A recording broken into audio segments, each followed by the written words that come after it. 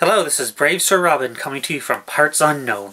I'm a little behind on my DVD reviewing right now. Hopefully this will get me back into the groove. But before I get back into reviewing the DVD that I'm going to talk about today, I've got a couple shoutouts to make. First off, the last review I did, I showed off the Shakara card game from Legends of Wrestling from Phil Singer Games. And at that time I pointed out that I was actually missing a card, the Archibald Peck card. And since then, I've since received a tweet from Phil Singer Games themselves, and they sent me the Archibald Peck card, which is really cool for them. And they actually plugged my show on through their Twitter too, telling people to check it out, which is really awesome of them. And to make this even better, they sent me Ophidian, which is actually a promo card that I'd normally have to order up by itself. They sent it to me for free. I guess to either make up for the missing card, or maybe they just liked my show and sent it to me. So that's really cool of them, though. I really appreciate this. Make sure you check out Phil Singer Games and Legends of Wrestling. They're really cool to deal with if they're going to do stuff like this for their customers. Another shout out I'm going to make, a friend of mine on Twitter, I've never met him in real life yet, but his name is Chill Mascaras, and he's been doing his own show called The Chill Shack, where he talks about wrestling and other things. He was cool enough to talk about me on his show, so I'm going to give you a link to his and tell you to check it out. He does things a little differently than I do. I talk about like DVDs and matches and stuff, and I just talk about what's going on. He's more up to on current events and stuff, but it's still a good show to check out. Highly worth checking out. He's got a Facebook and all that too. And like I said, I'll provide a link below and let you check it out. So I've been getting a lot of good positive feedback lately. I even received a retweet recently from Anarchy Championship Wrestling about my Portia Perez DVD review, which is really cool to know that there's actually people in the industry aware of my show now. I don't have many followers yet, but it's getting there. I mean, small battles. I'm really glad to hear it. I hope anybody who watches my show will follow me on Twitter, or like my Facebook, or anything else, and give a subscribe on YouTube. It's all very appreciated. So now I'm just going to go on to the DVD I'm going to talk about today. I have the best of Bret Hart in Japan. I figured last time I talked about John Cena and his DVD. Now let's go to the other end of the spectrum and review one from Bret Hart, probably the best world champion of all time. He does have a WWE DVD, obviously, but that would be too obvious to review, so I decided to go for something a little more obscure. So let's check it out and see if it's any good. So before the matches start, I'm given a link for a website that offers what seems to be bootlegs of Japanese wrestling. And I noticed this exact same DVD on there for $2.99. As you can notice, I paid $12 for this. I actually picked this up at an independent show. Somebody was selling this at their gimmick table. It looks like I got ripped off a bit. But that's okay, I don't mind showing my support anyway. So the first match is Bret Hart versus Animal Hamaguchi. I hope you're going to have to forgive any mispronunciations that I give of the Japanese names. I'm really unfamiliar with a lot of the Japanese wrestlers. So, I mean, I know the famous ones, obviously, but there's a few I'm not that familiar with. I'm really not up on a lot of it, so hopefully I don't offend anybody by mispronouncing their names at all. So, the one thing I am noticing about this match, though, it's not even in Japan. It's from Stampede Wrestling, Stu Hart's promotion from Calgary, Canada. Though the commentary is in Japanese, though, figure that out. And just like the Von Erichs in Texas, the Bret Hart family was cheered in Canada just like they were. And they'll always be cheered, and this time he's fighting the Evil Foreigner, which is usually the way it went at this era. And you can even see with how young Bret Hart is here, how good that he will end up becoming. You can see glimmers of how great that he would end up being. As often the way with those evil foreigners too, Animal even has an evil manager, an oriental person dressed up in a cowboy hat and rodeo clothes. Not exactly Mr. Fuji, but I guess it works. A Google search really doesn't give me any information about this guy. I wasn't watching Stampede at this time, so I don't know who this character is. If anybody wants to fill me in, it would be greatly appreciated. I'll give a shout out to them and all that. So, naturally, the manager interferes on Animal's behalf and pulls the ropes open so Bret Hart spills to the outside. And then Animal follows him out, which just leads to a double countout and a brawl. Too bad about the ending. It was a pretty good match. It was cool to see the 25-year-old Bret Hart wrestling in his dad's promotion, and you would get to see how good he would become later. It was a nice preview and a good opener for sure. I would have liked a better ending, but it wasn't a bad match at all. For the second match on the disc, we have Bret Hart and Davey Boy Smith teaming up to face the team of Cobra and Tatsumi Fujinami. So Fujinami is a name I'm slightly familiar with. Some of you may remember he main evented the first ever Super Brawl in WCW against Ric Flair, with the WCW title on the line against the NWA title. Cobra I don't know at all though, so it's really hard to really say much about him. It's a masked wrestler. The match is also commentated in Japan, which is fine, but occasionally they do yell out the names of other moves in English, which is helpful, but they do seem to do it pretty random. Like in one instance, Davey Boy and Cobra, they hit each other with a double clothesline, and the announcer yells out, "Dragon Sleeper!" That's not a Dragon Sleeper. How do you mix up the two of those? Maybe I missed something there, but what were they doing there yelling Dragon Sleeper after a clothesline? So I do wish there was some English commentary to clarify the strange spots like this. So then there's also even a strange spot on the outside of the ring where Davey is outside and Cobra dives onto him. But Davey doesn't even move or fall down or anything. He just stands there and just takes it. Then he picks up Cobra. He looks really pissed and then elbows him on the side of the head a couple times. And Cobra quickly gets back into the ring and tags into Fujinami. My guess is that Davey Boy got pissed with him and started to shoot on him or something. And then they tagged in Fujinami till he calmed down or something like that. They do wrestle together later in the match again anyway. So I guess whatever happened was water under the bridge by the time they got to that. It was strange to see.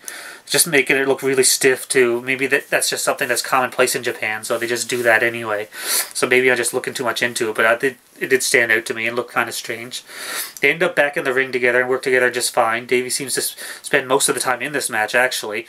Bret Hart does get tagged in occasionally, but it only does a couple moves and tags Davey back in. Good to see Davey and Bret work together, and it's really cool to see them like in their early years. So, it's a good match. Good to see Davey and Bret, and even Fujinami before they hit their peaks. Match breaks down, all four brawl on the outside, and we get another double countout. Hopefully not too many of these non-endings on this set. They are good matches, but I prefer decisive endings when it comes to my wrestling.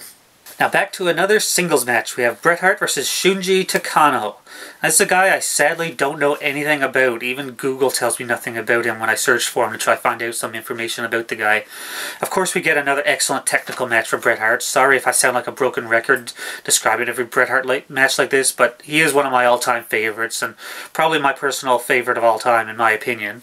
No double count at this time at least, though both guys do spill to the outside, and Takano is the first to make it back into the ring and beat the count, winning by a cheap count out, getting a cheap win that way. Another count out, but at least we do get a winner. Somebody we can say, like, at least this guy won. Too bad I really can't think of much else to talk about with this match. It is really good. It doesn't stand out either, though, sadly. But it's really good. It's still worth checking out and watching. So now we're getting into the good stuff here. Is Bret Hart versus Tiger Mask. I'm pretty sure this is the original Tiger Mask, too. And he's defending the WWF Junior Heavyweight Championship. Now, who else remembers that title? I've always heard about the classic matches between Tiger Mask and Bret Hart, so I'm very glad to be able to see this match finally. I've never seen these before, and we'll probably never see anything like this on a WWE DVD, sadly. Tiger Mask wins with a butterfly suplex, and of course this match is a classic. Not one of the best light heavyweights of all time, and a guy who would later become one of the best technical wrestlers of all time. You really can't go wrong here. They give us a really good back and forth match, never gets boring, and it's really worth checking out this disc to get this match. Any of the matches between these two will not disappoint. There are many on YouTube if you don't feel like paying to buy this DVD. Neither will disappoint, and I highly recommend checking them out. So now we have Bret Hart versus Davey Boy Smith, with Bret Hart defending the WWF Championship at the time, and what looks like a show put together for Stu Hart's 80th birthday. We even have English commentary from what sounds like Stampede's Ed Whalen. Sweet! He even calls the match a ring-a-ding-dong dandy. So now this is the Bret Hart that I'm really used to seeing here, with the pink and black and the sunglasses, coming out with the classic WWE music, and he gives the sunglasses to Stu, who is at ringside. Bret Hart ends up, it's a really good match. It's pretty short for what it was. He reverses an O'Connor roll to pin Davey Boy, and the match was surprisingly short, maybe under 10 minutes or so. But for how short this match was, it was still quite good.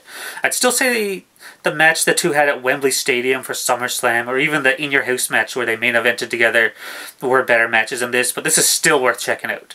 Even just to see a rare instance of the WWF title defended for a promotion that isn't the WWF, for Stampede. And it is cool they allowed Bret and Davey Boy to do this show for Bret's dad. It's a strange match to put on a DVD that's titled The Best of Bret Hart in Japan, but it is appreciated either way. It's really good. So now we go back in time once again, and we have another match between Bret Hart and Tiger Mask.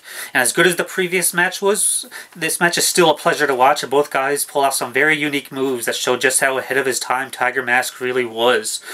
If I'm going to rank the two Tiger Mask matches that are on this DVD, I'm going to say the first one was a bit better because it had a more clean ending. This one ends because Dynamite Kid, who was in Bret Hart's corner, interferes, and it backfires, and him and Bret Hart end up crashing into each other, and after an Irish whip, and then Bret Hart gets pinned after a German suplex. It's a really good match, though. Everything I said previously about Bret Hart and Tiger Mask still applies. It's worth checking out. I just wish it had a clean ending, which would have been cool, but it was still very good. Really worth checking out. Any match between these two is really good. So So now we have some 6-man tag team action with Bret Hart, the Dynamite Kid, and Greg the Hammer Valentine versus the team of Tiger Mask, Fujinami, and Kimura, who I'm not that familiar with. Now, so I guess in Japan it's the non-Japanese team that are the evil foreigners, and naturally the Japanese fans, they're really anticipating Dynamite Kid and Tiger Mask getting in the ring together, because any time that these two were wrestling it was a classic. But they do the smart thing and make them wait, and they really stretch it out, even to the point when once Dynamite Kid is tagged in and Tiger Mask is in the ring, Dynamite Kid immediately tags out. The match is very fast-paced with a lot of quick tags between both teams, and we do get a big reaction from the crowd when we finally do see Dynamite Kid and Tiger Mask in the ring together. As big as the Japanese crowd does react anyway, they do tend to be a pretty quiet crowd for the most part. So then, the Japanese crowd, they're quite quiet for this, like I said. We end up with a brawl on the outside with all three working on Kimura, and the bell is called, and I'm not sure why. I'm guessing a count-out, but English commentary really would have been helpful in this instance.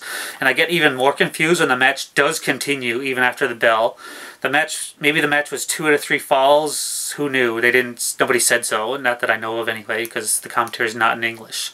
Shortly after, we get a submission as Greg Valentine gets Kimura in a figure-4 leg lock. At least that's what it looks like it happens. The bell rings again, so I assume that's another fall. Though again, they keep wrestling, so it's 3 out of 5 falls. So eventually the tag is made, so Fujinami, and a big brawl breaks out, and eventually Bret Hart is nailed with an enziguri and pinned. Then the match ends. Okay, what the hell was that?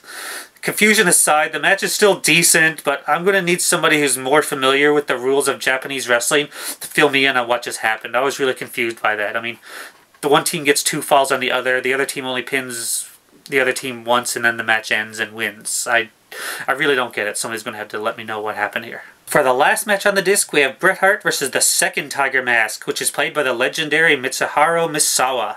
A rare battle of 2 legends from different parts of the world, and sadly you'll never see this anymore, and it is something I do miss. This would be like WWE sending John Cena to Japan to wrestle one of their top guys. It's just not going to happen, which I'd like to see anyway. I mean, TNA's done it with Kurt Angle, sending him to Japan to wrestle Yuji Nagata. Why not have John Cena go over and wrestle some guys? Wouldn't hurt his wrestling, to be honest. He might learn something or two. It's a bit different enough match, excellent match, different enough from Bret Hart's matches with the previous Tiger Mask. A bit more methodical even. Bret always seems quite good at adapting to who his opponent is, and can always have a great match with almost anybody, and this is no exception. Bret does seem to be wrestling pretty aggressively in a more heelish manner than he would normally be, at this time anyway. Even faking a knee injury and then laying out Tiger Mask and getting booed because of it. I guess because they're in Japan, they're going to expect the crowd to cheer the local guy, obviously. The match is very good and could have went on even longer, but it ends in a 20-minute draw, which is too bad. But when it does go to... Normally when you see a match that's going to go to time limit, you can really tell it's going to happen. Like, you'll see the guys stalling and killing time. With this match, I never felt that. The match was really good. They kept going through it the whole time. And then when 20 minutes pass, you don't even notice it went by. Like, it just ends, and you're like... I even had to look back and make sure 20 minutes really passed. It was that good. They were really good at keeping the pace and never got boring. You're never watching your watch or nothing. A good ending would have been good. Neither seemed very tired, so you think they could have went on, but I guess with the two, they didn't. Maybe there was political reasons. They didn't want to have a clear winner. They didn't want one guy to do the job. But I still can't complain about the match. It was still really good. A good classic between the two. Very rare thing to see, like you'll never see in this day and age. Again, very worth checking out. I highly recommend checking out this one match. So there's my review of the best of Bret Hart in Japan.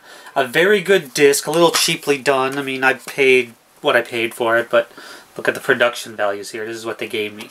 Still a very good disc. You can get past that, obviously. The matches are all excellent. The only matches that... none were bad, but it was kind of confusing with that one where I don't really understand what happened in the 6-man tag. Maybe someone who's more familiar with Japanese wrestling will know and won't be bothered by it. I mean, the wrestling was good, though, so you can't complain about that. Really worth checking out. Like I said, it's only $3 on a website. Highly recommend it. If you don't even want to spend $3 though, I mean, a lot of these matches are on YouTube for free too, with crappy quality. Actually, the camera quality is actually pretty good too, so that's another reason I would recommend this. I mean, it's 80s footage, obviously, and 90s, but a lot of it's probably just home video footage, or not home video, but just like what they had available at the time, obviously. It's not going to look as glossy and that stuff you see now. Still worth checking out, though, and hopefully I'll get back into the groove of reviewing some DVDs on a regular basis again and doing my show more often. I just had some difficulties lately, but I'm getting back into the swing of it. I do enjoy doing these, and I do enjoy the feedback that I do get the few times I do get it. Hopefully a lot of you will go and follow my Twitter and like me on Facebook too. I mean, I post a lot on there, especially on my Twitter when something's going on. I'm pretty vocal on there about wrestling and other things. Mostly wrestling, though. So until then, this is Braves for Robin signing off. Hopefully I'll be back next time with another DVD review. I got a few thought up that I'm going to do. Just a matter of finding the time to do them, to be honest. Christmas season is kind of harder, but I'll do what I can. I mean, I do enjoy this, and I appreciate everybody who does watch. So Braves for Robin signing off. Goodbye.